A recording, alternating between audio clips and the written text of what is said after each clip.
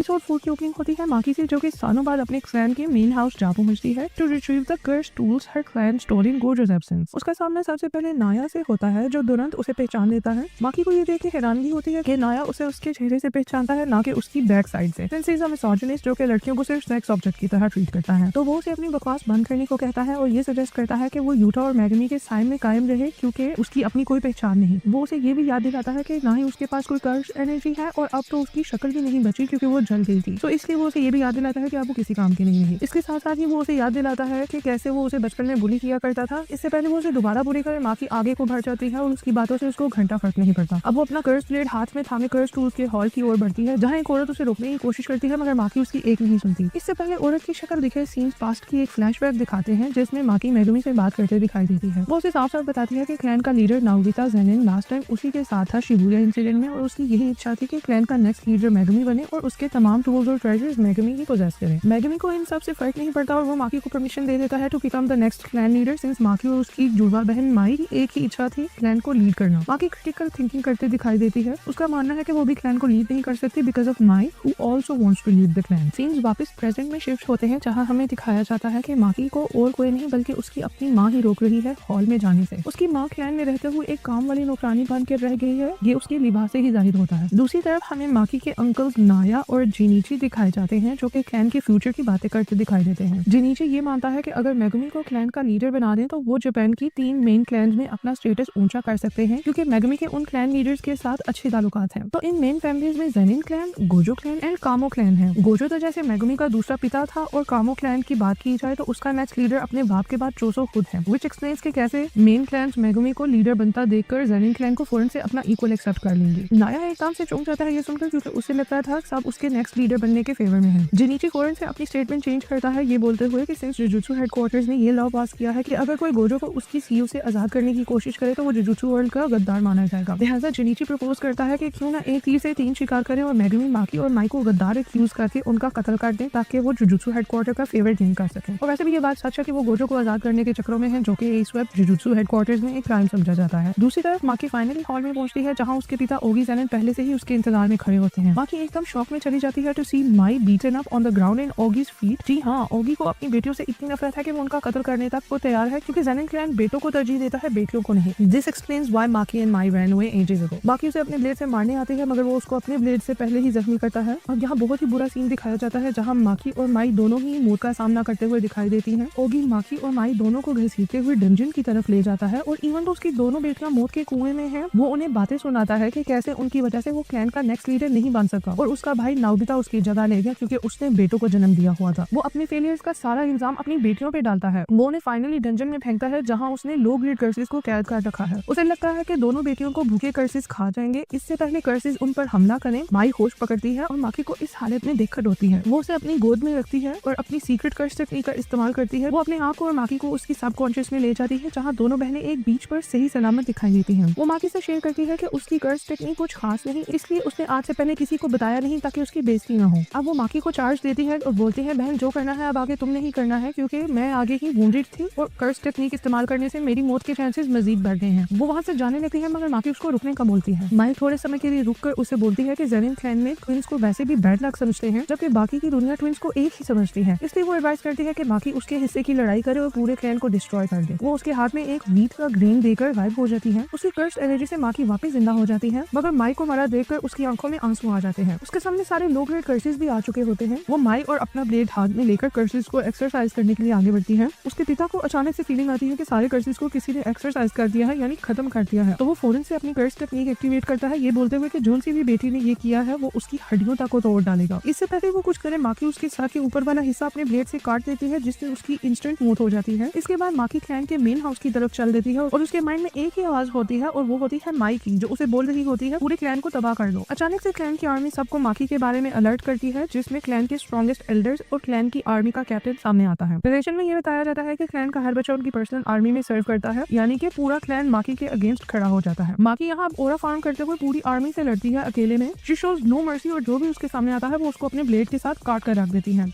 वो एक टाइम पर 10-10 लड़कों को मार गिराती है। इन द एंड माकी हॉल में अकेले खड़ी होती है और उसके पीछे पूरी आर्मी मरी पड़ी होती है। तो जी हाँ, ये वही सीन है जिसका एनिमे फैंस को बहुत बेसब्री से इंतजार था। अब पूरा हॉल नौजवानों के खून से भर जाता है। अब कैप्टन आगे आता है along with the strongest tree of Zenin clan called the high. इनमें जिनीची और 2 और स्ट्रॉन्ग एल्डर्स हैं माकी के। वो अपनी नित नई कर्स टेक्निक से माकी पर हमला बोलते हैं, मगर माकी जुनून में सबको मार जाती है। वो उनकी कर्स एनर्जी के अगेंस्ट एक्ट करती है, इवन तो उसके पास अपनी कोई कर्स एनर्जी नहीं। उसकी रॉ स्ट्रेंथ देखते ही सब उसको टोजी से कंपेयर करते हैं और उसका खौफ खाते हैं, मगर तब तक वो सबको मार गिराती है। वो जिनीची का भी सर कलम कर देती है और उसे समुद्र में फेंकती है। अब हाई का लीडर नाया उसका सामना करते हुए आता है।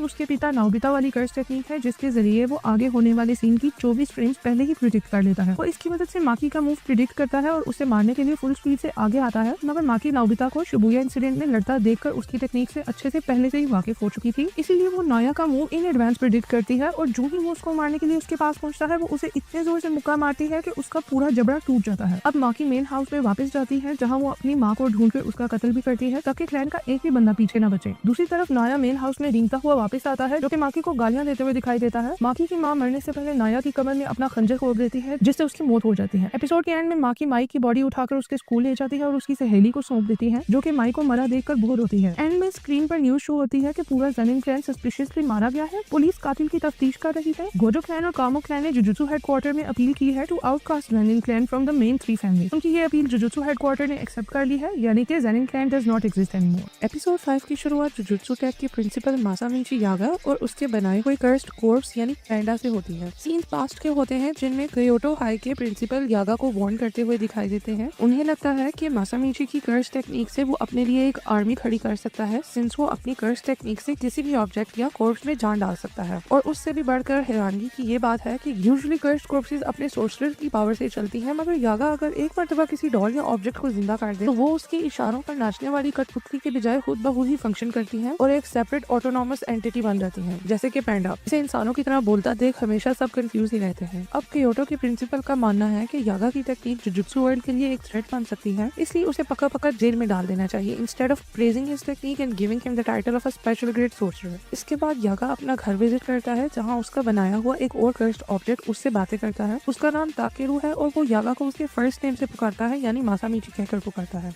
यागा उसे बताता है कि वो वापस जुजुत्सु टेक काम के सिलसिले से लौट रहा है और उसे वापस आने में टाइम लगेगा। आने से पहले वो ताकेरू को प्रॉमिस करता है कि वो उसे उसकी माँ से मिलवाएगा। उसके निकलने से पहले ताकेरू और बाकी कर्स्ड डॉल्स उसको उदासी के साथ अलविदा बोलती हैं। इसके बाद हमें प्रेजेंट के सीन्स दिखाए जाते हैं जहाँ हमें पैंडा और कुसाकाबी दिखाई देते हैं। कुसाकाबी पैंडा को बोलता है कि वो सिर्फ इसलिए उसकी मदद कर रहा है क्योंकि वो यागा को बचाना चाहता है and since he owes Yaga a favour he wants to help Panda so he can rescue Yaga. Scenes वापस माजी की ओर लौटते हैं जहाँ यागा ताकेरू को गार्डन में लेकर जाता है जहाँ वो एक आदमी और व्हील चेयर पर बैठी एक औरत को वेलकम करता है। वो उन्हें एडवांस में वार्न करता है कि वो जिस ताकेरू को पेश करने जा रहा है वो उनका छोटा बेटा ताकेरू नहीं है जो कि रियल लाइफ में मर चुका है, क्योंकि वो एक कर्स्ड ऑब्जेक्ट है जिसके अंदर उसने ताकेरू की सोल इन्फॉर्मेशन एंड पर्सनैलिटी डाली हुई है। इसके बावजूद ताकेरू की माँ उसे देखकर अपनी व्हील चेयर से उठकर उसकी ओर भागने की कोशिश करती है मगर गिर जाती है। अब सीन्स वापस प्रेजेंट में आते हैं और हमें यागा दिखाया जाता है on the run after headquarters ने उसे मौत की सजा सुना दी थी for thinking that he cooperated the Shibuya incident. रास्ते में उसे क्योटो हाई के प्रिंसिपल जिनका नाम योशिनोबु गाकुगाजी है गली में घेर लेते हैं। वो उसे फोर्स करते हैं कि वो अपनी सीक्रेट टेक्निक रिवील करे जिसके जरिए वो डॉल्स में जान डालकर उन्हें ऑटोनॉमस बना देता है। ऑटोनॉमस मींस खुद ब खुद चलने वाला जीन। उसके बाद गाकुगाजी अपनी कर्स टेक्निक साउंड एम्पलीफायर का इस्तेमाल करते हुए अपनी गिटार की आवाज को कर्स्ड वेव्स में तब्दील करके यागा की ओर एमिट करता है जिनसे यागा की छाती पर बहुत गहरे घाव बन जाते हैं और वो मौत का सामना करते हुए दिखाई देता है। जब वो रोड के किनारे मर रहा होता है वो रिवील करता है कि सबसे पहले वो किसी भी बॉडी की इन्फॉर्मेशन को सोल इन्फॉर्मेशन में तब्दील करता है जिसके बाद वो उसे कर्स्ड ऑब्जेक्ट की कोर में प्लेस करता है। वो अगला मेन राज फाश करता है ये बताते हुए कि ये सब काफी नहीं बल्कि कर्स्ड ऑब्जेक्ट को ऑटोनॉमस बनाने के लिए वो एक ऑब्जेक्ट में 3 कंपैटिबल सोल्स डालता है, यानी कि ऐसी सोल्स जो एक दूसरे से मिलती हो और उनकी अच्छी बॉन्डिंग बनती हो। वो अपनी कर्स टेक्निक से मेक श्योर करता है कि वो सोल्स हर टाइम एक दूसरे को ऑब्जर्व करती रहे जिसकी बदौलत ऑब्जेक्ट्स में फाइनली सेल्फ अवेयरनेस पैदा होती है और वो ऑटोनॉमस बन जाते हैं। ये सुनकर गाकुगाजी शॉक हो जाता है। उसी वक्त वहाँ पर पैंडा एंट्री मारता है जो कि यागा का बनाया हुआ कर्स्ड ऑब्जेक्ट है। वो गाकुगाजी पर हमला नहीं करता क्योंकि ये उसकी नेचर में नहीं है। वो उल्टा यागा को अपनी बाहों में थामे रोना शुरू कर देता है। सीन्स फाइनली हमारे लीड्स यूजी एंड मेगुमी की तरफ शिफ्ट होते हैं। उन्हें टेंगन की बताई हुई बातें याद आती हैं, जो कि उन्हें हाकारी के सीक्रेट फाइट क्लब की लोकेशन बताता है और सावधान रहने के लिए बोलता है, क्योंकि हाकारी के फाइट क्लब में काफी कर्स्ड यूजर्स मौजूद हैं। मेगुमी को टेंगन से पता चलता है कि हाकारी सॉर्सरर्स की लड़ाई करवाता है in front of non sorcerers to make money, जो कि जुजुत्सु हेडक्वार्टर्स के सीक्रेसी आर्टिकल्स को वायलेट करता है। अब मेगुमी और यूजी फाइनली फाइट क्लब की बिल्डिंग के बाहर पहुंचते हैं। मेगुमी यूजी को कपड़े चेंज करने का बोलता है, क्योंकि उसे लगता है कि अगर हाकारी को पता चला कि ये जुजुत्सु हाई से हैं, तो वो भाग निकलेगा। यूजी मजाक में पूछता है कि वो लोग भला कब जुजुत्सु वालों के साथ हैं, सिंस वो गोजो को सपोर्ट करते हैं। मेगुमी बोलता है कि भाई हम ग्रे जोन में हैं और ऐसा सिर्फ हाकारी को लगता है बुद्धू, हम एक्चुअली जुजुत्सु वालों की तरफ से नहीं हैं। अब गैराज में हाकारी के सिक्योरिटी गार्ड्स उन्हें रोकते हैं। मेगुमी अचानक से बड़े बड़े झूठ बोलकर गार्ड्स को कन्विंस करता है कि हम यहाँ फाइट क्लब में पार्टिसिपेट करने आए हैं। गार्ड्स फाइट क्लब मूवी की रेफरेंस देते हुए बोलते हैं कि तुम्हें नहीं पता, फाइट क्लब का पहला रूल है that you do not talk about fight club. Megumi झट से बोलता है कि उसने उस बंदे को कत्ल कर दिया था जिसके मुंह से इस फाइट क्लब का गलती से जिक्र निकला। गार्ड्स अचानक से बुद्धू बन जाते हैं, क्योंकि हाल ही में उनका एक फाइटर गायब हुआ था। मेगुमी यूजी का नाम दर्ज करवाता है as a fighter since he thinks he is better than him. साथ ही गार्ड्स को हाकारी की कॉल आती है, जो सिर्फ यूजी को अंदर आने की परमिशन देता है। मेगुमी फिर भी उसके साथ आगे बढ़ता है। रास्ते में वो अपने प्लान की सारी स्ट्रेटेजी डिस्कस करते हैं। मेगुमी बाहर रहकर पार्किंग लॉट में छानबीन करेगा, जबकि यूजी पूरी बिल्डिंग में झांकातांकी करेगा और हाकारी से मिलने की कोशिश करेगा। मेगुमी यूजी को झूठ बोलने का कहता है, क्योंकि उसे लगता है कि अगर उनकी असलियत आपको पता चल गई तो उनके हाकारी के मिलने के चांसेस कम हो जाएंगे, और फिलहाल ये बहुत जरूरी है कि वो हाकारी को ढूंढकर उसे अपने साथ कलिंग गेम में शामिल करें, क्योंकि यूटा ने साफ साफ बोल दिया है कि हाकारी उससे भी ज्यादा ताकतवर है। कलिंग गेम को भी सिर्फ 9 दिन रह गए हैं, अगर उन्होंने इन दिनों में पार्टिसिपेट ना किया तो वो लोग मारे जाएंगे। अब यूजी फाइनली अंदर पहुंचता है, जहां वो गार्ड से चपड़ी चपड़ी बातें करके हाकारी की जानकारी निकलवाने की कोशिश करता है। गार्ड उसे सबसे पहले 2 मेन रूल्स बताता है। Rule number 1 is that Yuji is not allowed to run away, उसे वही फाइट करेगा जहां ऑडियंस उसे देख सके। और दूसरा रूल ये है कि वो अपनी कर्स टेक्निक्स नहीं यूज कर सकता। बुद्धू यूजी को लगता है कि ये रूल सेफ्टी के लिए बनाया गया है, इसलिए वो कॉन्फिडेंस के साथ बोलता है कि उसे कोई मसला नहीं है अगर वो टेक्निक्स यूज कर भी लेगा। गार्ड उसी वक्त उसे याद दिलाता है कि उनकी ऑडियंस नॉन सॉर्सरर्स है, व्हिच मींस वो उनकी कर्स टेक्निक्स को नहीं देख सकते। अगर वो होने वाली फाइट देख ही नहीं सकते तो वो इंटरेस्ट कैसे लेंगे, और अगर वो इंटरेस्ट ही नहीं लेंगे तो वो कैसे पैसा नीछावर करेंगे। आगे बढ़ते हुए वो यूजी को फाइनली बताता है कि हाकारी से तब ही मिला जा सकता है जब आप उसको इम्प्रेस कर जाओ और वो आपके लिए फेक फाइट्स प्लान करे। यानी कि हाकारी पैसों के चक्करों में मैच फिक्सिंग भी करवाता है, और उन मैचेस को एंटरटेनिंग बनाने के लिए वो मैचेस की स्क्रिप्ट खुद लिखता है। यूजी जल्द ही रिंग में उतरता है अपने ओपोनेंट से लड़ने के लिए, ये सोचकर कि आज तो उसे हाकारी को इम्प्रेस करना ही है। जब वो आगे बढ़ता है तो उसे पता चलता है कि उसका ओपोनेंट और कोई नहीं, अपना पैंडा ही है। पैंडा भी उसे देखकर खुश हो जाता है। दूसरी तरफ हमें हाकारी दिखाया जाता है, जो अपनी गर्लफ्रेंड किरारा के साथ मॉनिटर रूम में बैठा होता है। उसे पैंडा के पास मैचेस से यकीन हो गया है कि पैंडा को हराना आसान काम नहीं, मगर उसकी बात गलत निकलती है जब पैंडा यूजी के साथ इशारों में हारने का प्लान बना लेता है। वो यूजी बहुत ही बेकार किस्म की फेक फाइट करते हैं एंड शैडो बॉक्सिंग करते हैं। यूजी छलांगे लगाकर हर स्टोरी पर जाके ऑडियंस के सामने फाइट करता है, जिससे क्राउड बहुत ही एंटरटेन होती है और चीयर करती है। इन द एंड पैंडा खुद नीचे गिर जाता है और हार खा लेता है, जिससे हाकारी इंप्रेस होकर यूजी को अपने पास बुलवाने का अंदेशा अपने गार्ड को देता है। किरारा उसे पूछती है कि वो भला कैसे किसी से भी मिलने को तैयार हो गया है। वो उसे बोलता है तुम मेरी सिक्योरिटी जो मौजूद हो तो मुझे कैसा डर। वो किरारा को भेजता है टू रिसीव यूजी। दूसरी तरफ पैंडा पार्किंग लॉट में मेगुमी को मिलता है और बताता है कि कैसे वो इस फाइट क्लब में फंस गया था इन ऑर्डर टू अप्रोच हाकारी। वो बताता है कि हाकारी मॉनिटर रूम में बैठता है, जिसके ऊपर किरारा ने एक ऐसा बैरियर बना रखा है जो सबको उस रूम से उतना ही दूर करता जाता है जितना कि वो उस रूम के करीब होना चाहे। इसी वजह से पैंडा ने बहुत कोशिश की, मगर वो बैरियर नहीं तोड़ पाया और हाकारी को नहीं कन्फ्रंट कर पाया। उसे अब यूजी की टेंशन होने लगती है, सिंस उसे मालूम है कि यूजी अपना कवर इजीली ब्लो कर देगा, सिंस उसे झूठ बोलना नहीं आता। अब किरारा यूजी को रिसीव करती है और हाकारी के ऑफिस में ले जाती है। हाकारी एक अपॉर्चुनिस्ट निकलता है जो कि यूजी को जॉब ऑफर करता है। वो बोलता है कि मेरा 1 घंटे के लिए काम करने से तुम मिलियंस बना सकते हो, मगर क्या काम है वो जानने के लिए तुम्हें मुझे 2 लाख देने होंगे। बातों ही बातों में वो यूजी को बताता है कि उसकी यही स्कीम है लोगों से पैसे बटोरने की, और दूसरी ये कि वो गैम्बलिंग पसंद करता है। वो गैम्बलिंग सिर्फ पसंद ही नहीं करता बल्कि उसे अपना पैशन और असूल मानता है। उसे लगता है कि गैम्बलिंग खुद बुरी चीज नहीं है, बल्कि लोग इसे तभी बुरा मानते हैं जब वो इसमें हारते हैं। लिहाजा वो सबको एक झूठी तसल्ली देकर उनके पैशन को गैम्बलिंग के थ्रू कंट्रोल करना चाहता है। वो यूजी को बोर्ड में पोजीशन भी ऑफर करता है, ये बोलते हुए कि मुल्क के जो हालात हो रखे हैं बिकॉज ऑफ सोर्सरर्स जिनका पर्दाफाश हो गया है एंड हेडक्वार्टर्स जो हिल चुका है, ये सब का फायदा उठाते हुए वो अपने इलीगल बिजनेस को एक्सपेंड करना चाहता है। वो यूजी के लिए शराब भी निकालता है, मगर यूजी मना करता है पीने से, ये बोलकर के वो अंडर एज है। हाकारी को लगता है कि यूजी इसलिए नहीं पी रहा क्योंकि इसको बहुत जल्द चढ़ती है। अचानक से हाकारी को किरारा की कॉल आना शुरू हो जाती है जो बंद होने का नाम नहीं लेती। हिकारी उसको इग्नोर करते हुए गोजो को याद करता है और बताता है कि गोजो भी ऐसा बंदा है जिसको बहुत जल्दी चढ़ती है। यूजी एकदम नर्वस होकर उसे बोलता है कि भाई गोजो कौन है, वो पहली बार ये नाम सुन रहा है। ये सुनते ही हाकारी को उस पर शक हो जाता है और वो उसे कहता है कि सोर्सरर होते हैं तुम्हें गोजो का नहीं पता, इसका मतलब तुम सच में जुजुत्सु हाई की तरफ से हो। इससे पहले यूजी अपनी उसे स्टोरी एक्सप्लेन करे, हाकारी उस पर हमला बोल देता है और बताता है कि किरारा उसे फोन के थ्रू इशारा ही कर रही थी कि यूजी इज अ मोल। और इसी के साथ हमारा 5वां एपिसोड खत्म होता है। एपिसोड 5 की शुरुआत होती है मेगुमी से, जो कि शैडोज में मूव करते करते हाकारी की फाइट क्लब की सिक्योरिटी को एम्बुश करते दिखाई देता है ताकि वो फाइट क्लब के अंदर घुस सके। प्लान को आगे बढ़ाने के लिए पैंडा भी उसकी मदद करते दिखाई देता है, जो कि 2 सिक्योरिटी गार्ड्स के सामने क्यू रखते करता है। जो ही वो उसके पास आते हैं पैंडा उन्हें पलक झपकने से पहले मार गिराता है और मेगुमी को लेकर मॉनिटर रूम की ओर बढ़ता है ताकि वो दोनों यूजी को बचा सकें, क्योंकि उन्हें मालूम है कि यूजी ज्यादा देर हकारी के सामने नहीं टिक पाएगा since he is too innocent to lie. अब वो रास्ते में किरारा को गुजरते देखते हैं। पेंडा उसे देखकर एकदम सोच में पड़ जाता है कि आखिर ये हकारी के साथ क्यों नहीं है, यानी लाजमी कुछ गड़बड़ है। इतने में ही किरारा भी पेंडा और मेगमी को देख लेती है। उसकी मेमोरी इतनी शार्प होती है कि वो मेगमी को गैराज वाली सीसीटीवी फुटेज से फौरन पहचान लेती है। वो सोचती है कि अगर पेंडा इसे अंदर तक ले आया है, इट मींस कि ये सब लाजमी जुजुत्सु हाई वालों की तरफ से किसी एजेंडा के साथ यहाँ आए हैं। साथ ही उसे याद आती है कि बाप रे पिंक पानों वाला लड़का भी इन्हीं लोगों के साथ आया था, यानी यूजी भी जुजुत्सु वालों की तरफ से है। वो फौरन से हाकारी को फोन करती है to make him aware about Yuji being an impostor. उसकी यही कॉल पिछली एपिसोड में कॉन्टेक्स्ट ऐड करता है कि किरारा को कैसे शक पड़ा यूजी लोगों पर और उसने क्यों हाकारी को एपिसोड 5 के एंड में कॉल की और कैसे हाकारी उसकी कॉल के आते ही यूजी पर टूट पड़ा। नाउ मूविंग ऑन, मेगमी किरारा को कॉल मिलाते देख उस पर हमला कर देता है। वो अपनी 10 शैडोज कर्स टेक्निक इस्तेमाल करता है, अपने शिकिगामी डीमन डॉग को समन करता है जो कि किरारा पर हमला करता है। जो ही वो डॉग किरारा के पास पहुंचता है, एक बहुत ही स्ट्रॉन्ग फोर्स उसे पीछे की तरफ पुश करती है, जिससे वो जहाँ मेगमी के ऊपर गिरता है। इससे मेगमी को रियलाइज होता है कि पेंडा ने उसे पहले ही बताया हुआ था किरारा की कर्स टेक्निक के बारे में, वो क्या पावर होल्ड करती है। साथ ही किरारा को भी याद आता है कि उसने पेंडा को पहले ही मार्क किया हुआ है अपनी कर्स एनर्जी से, सो वो उसका कुछ नहीं बिगाड़ सकता, इसलिए वो उसे दूर भागना शुरू कर देती है। पेंडा जो उसका पीछा करता है वो उतना ही किरारा से दूर होता चला जाता है। मेगमी एकदम से उसकी टेक्निक फिगर आउट करना शुरू कर देता है। उसे धीरे धीरे समझ सकती है कि किरारा ने अपने कर्स से उसे और उसके शिकिगामी डीमन डॉग को एक साथ ही मार्क किया हुआ है, लिहाजा वो इस चीज का फायदा उठाते हुए अपने शिकिगामी किरारा के आगे समन करता है, जिसके साथ वो खुद भी किरारा के आगे पहुंच जाता है। अब मेगमी किरारा को बताने की कोशिश करता है कि वो जुजुत्सु हाई के एल्डर्स के ऑर्डर पर नहीं आए, बल्कि उनको हाकारी की मदद चाहिए। मेगमी उसकी अटेंशन में टोक्यो के करंट हालात आता है और उसे बताता है कि जुजुत्सु हाई टेररिज्म का शिकार हो गया है, जिसकी वजह से सब जगह बैरियर्स कॉलोनीज पर छा रहे हैं और उन्हें बैटल ग्राउंड में तब्दील कर रहे हैं। ये सब सुनते किरारा मेगमी को याद करवाती है कि हमला पहले उसने किया। मेगमी फौरन से टॉपिक चेंज करके उनकी तरफ ले आता है कि आखिरकार उनका जुजुत्सु हाई वालों के साथ अड्डा क्या है। पेंडा मेगमी को बताता है कि जुजुत्सु हाई के एल्डर्स पुराने ख्यालात के खूबसूरत बुड्ढे हैं, जिन्हें उनकी मरी हुई दोस्त नोबरा की कर्स टेक्निक जैसी टेक्निक्स अच्छी लगती हैं और समझ में भी आती हैं, लेकिन उन्हें ये नहीं मालूम कि टाइम के साथ साथ टेक्निक्स इवॉल्व हो रही हैं और ऐसी न्यू चीजें सामने आ रही हैं जो कि वो बूढ़े लोग एक्सेप्ट नहीं कर पा रहे हैं और उन्हें खत्म करना चाहते हैं। अब किरारा इसकी मिसाल देती है हाकारी की कर्स टेक्निक और डोमेन एक्सपेंशन का हवाला देते हुए। उसकी कर्स टेक्निक और डोमेन दोनों ही एक जैकपॉट मशीन की तरह है, जो उसके शरीर में 4 मिनट और 11 सेकंड्स के लिए इनफिनिट कर्स एनर्जी बनाती है, जिससे वो इस समय के अंदर इमोर्टल बन जाता है, यानी कि एक ऐसा इंसान जो मर नहीं सकता। और यही वजह है कि जुजुत्सु हाई के बुड्ढों को ये टेक्निक हजम नहीं हुई, बल्कि वो इसे थ्रेट समझने लगे, जिसकी वजह से हाकारी को स्कूल छोड़कर भागना पड़ा और अपने आप को सपोर्ट करने के लिए इलीगल फाइट क्लब और गैम्बलिंग शुरू करनी पड़ी। बिकॉज लेट्स बी ऑनेस्ट, कौन एक अच्छी लिविंग और ज्यादा पैसे नहीं बनाना चाहता।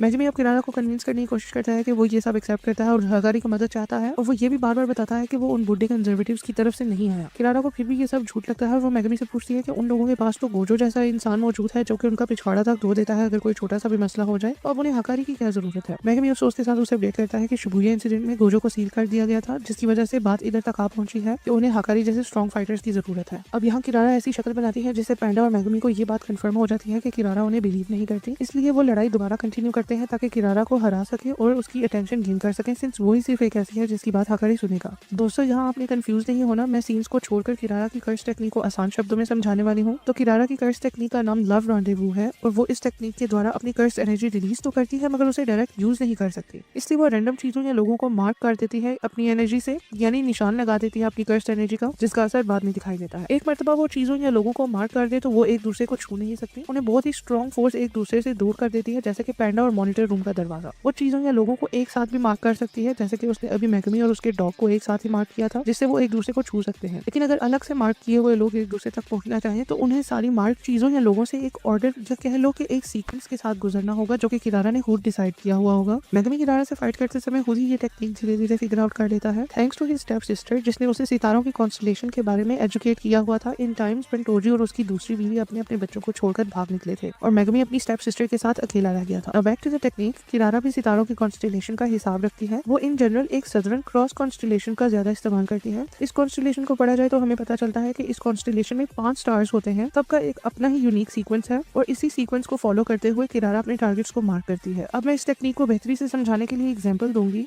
मान लो कि किरारा सबसे पहले मेगमी को मार्क करती है, उसके बाद 3 और चीजों को मार्क करती है और लास्ट में अपने आप को मार्क कर देती है, तो मेगमी उस तक तब तक नहीं पहुंच पाएगा जब तक वो बीच की 3 मार्क कर्स्ड ऑब्जेक्ट से गुजर न जाए, और वो भी एक सीक्वेंस में, यानी जो चीज नंबर 2 पर मार्क है मेगमी को उसी से पहले गुजरना होगा, वरना वो नंबर 3 वाले मार्क ऑब्जेक्ट या इंसान तक कभी नहीं पहुंच पाएगा। यानी ये कह लो कि उसे किरारा के मार्क किए हुए ऑब्जेक्ट्स का सीक्वेंस भी फिगर आउट करना होगा कि कौन सी चीज किस नंबर पर उसने मार्क की है। वंस मेगमी को ये पता चल जाए तो वो आसानी से किरारा तक पहुंच सकता है और उससे कांटेक्ट कर सकता है। बैक टू द एपिसोड, मेगमी अब किरारा की मार्क सीक्वेंस को फिगर आउट कर लेता है क्योंकि उसे सदर्न क्रॉस कॉन्स्टलेशन की याद आ जाती है। वो अब किरारा की मार्क किए हुए ऑब्जेक्ट से गुजरता हुआ फाइनली किरारा तक पहुंचता है, जिसे अब वो छू सकता है। वो उसे फौरन से पिन डाउन करता है जमीन पर, जिससे वो शांत हो जाती है और अपनी हार एक्सेप्ट कर लेती है। अब मेगमी उसके आगे आगे झुककर उसे माफी मांगता है और उसे एक बार फिर बताता है कि उन लोगों को हकरी की मदद चाहिए। अचानक से कोई बंदा हवा में उड़ते हुए मेगमी और किरारा के बाजू में आकर गिरता है। जब उस बंदे की शक्ल नजर आती है तो पता चलता है ये तो अपना भाई यूजी है। मेगमी एकदम डर जाता है और उसका साथ देने लगता है, मगर यूजी साहब को साइड पर रहने के लिए बोलता है। वो जानबूझकर हकारी से मार खाता है और उससे फाइट बैक नहीं करता टू गेट हिज अटेंशन। किरारा मीठी आवाज में हकारी को रुकने का बोलती है और कहती है कि एटलीस्ट सुन तो लो कि वो लोग उसकी मदद क्यों चाहते हैं। हकारी यूजी से कहता है कि अपना पैशन शो कराओ कि आखिर क्यों तुम इस हद तक जा रहे हो उसकी अटेंशन पाने के लिए। यूजी एकदम सैड होकर बोलता है कि वो किसी चीज के बारे में पैशनेट नहीं है, कि उसका पैशन मर चुका है जैसे टोक्यो के हालात चल रहे हैं। वो फिलहाल मशीन के अंदर फिट होने वाले एक कॉग की तरह काम कर रहा है जो कि मशीन को चलाने में मदद करता है और यही इस एपिसोड का नाम भी है। बस वो उसी तरह शहर में फिर रहा है और सारी कर्स टेक्निक को एक्सरसाइज कर रहा है ताकि शहर को नुकसान से बचा सके। पहले हाकारी को ये बात समझ नहीं लगती और वो उसे मजीद मारता है। उसे एक समय के बाद रियलाइज होता है कि यही यूजी का पैशन है कि वो बुराई को खत्म करना चाहता है। अब वो यूजी को बोलता है कि वो उसकी बात सुनने को तैयार है, मगर वो सेल्फिश भी है। उसे पता है कि जब किसी इंसान को किसी दूसरे इंसान की मदद चाहिए होती है तो उसका यही मतलब है कि वो दूसरे इंसान को अपने साथ खतरों में धकेल रहा होता है। इरादा फिर से हाकारी को आवाज लगाती है कि तुम एकदम हीट अप हो रहे हो जो कि तुम लोगों की मदद करने से पहले होते हो। हाकारी फाइनली एक्सेप्ट कर लेता है ये सब और मेगमी लोगों को इशारा करता है नीचे बुलाने के लिए टू कट अ डील। उनकी बात खत्म होते ही कलिंग गेम की तरफ से एक कोगानी नामी शिकिगामी उन लोगों के पास आता है और अनाउंस करता है कि किसी प्लेयर ने अपने पॉइंट्स का कोटा पूरा करके गेम में एक नया रूल ऐड किया है, यानी कि एक 9th रूल ऐड हुआ है। कलिंग गेम के रूल्स की एक्सप्लेनेशन मैंने अपने चैनल पर कर रखी है, लिहाजा उसको लाजमी चेकआउट कर लेना to understand the next part of my explanation. अब इस नए रूल के मुताबिक सब लोग जो गेम में पार्टिसिपेट कर रहे होंगे उनकी पर्सनल इन्फॉर्मेशन सबको रिवील कर दी जाएगी, यानी सब प्लेयर्स एक दूसरे की पर्सनल इन्फो, फॉर एग्जांपल उनके पॉइंट्स, उनका नाम, वो कौन सी कॉलोनी से हैं या उन्होंने कितने नए रूल्स ऐड किए हैं, ये सब देख सकते हैं। ऐसा घटिया और फालतू रूल किसने ऐड किया है ये एपिसोड के एंड में हमें दिखाया जाता है। तो ये रूल एक हाजिमी काशिमो नामी 400 साल पुराने सोर्सरर ने बनाया है जो कि एक नए शरीर में जन्म लेकर सुकुना को ढूंढने आया है, मगर कलिंग गेम में फंस चुका है। उसका कोगनी उसे बताता है कि वो इतने लोगों का कत्ल कर चुका है कि उसके पॉइंट्स 200 हो गए हैं, यानी वो 2 न्यू रूल्स ऐड कर सकता है। लिहाजा काशिमो पर्सनल इन्फॉर्मेशन एक्सपोज करने वाला रूल ऐड करता है ताकि वो फजूल लोगों पर टाइम ना वेस्ट करे और सुकुना को जल्द से जल्द ढूंढ सके।